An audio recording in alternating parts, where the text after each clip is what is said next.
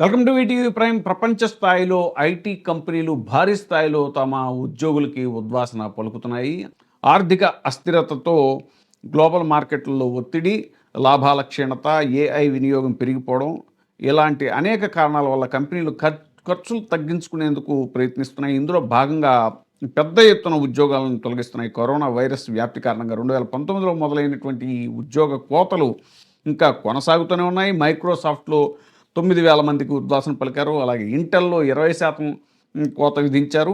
ఐబీఎంలో 8,000 మంది మీద వేటు పడింది. ఇన్ఫోసిస్‌లో కూడా 240 మంది ఎంట్రీ లెవెల్ ఉద్యోగుల్ని తొలగించింది. ఇన్ఫోసిస్ కూడా గతం 2023లో 10,000 మందికి ఉద్వాసన పలికిన అనంతరం మైక్రోసాఫ్ట్ ఇప్పుడు 9,000 మందిని తాజాగా తొలగించడం అనేటువంటిది చాలా పెద్ద రెండో అతిపెద్ద తొలగింపు అని అంటున్నారు.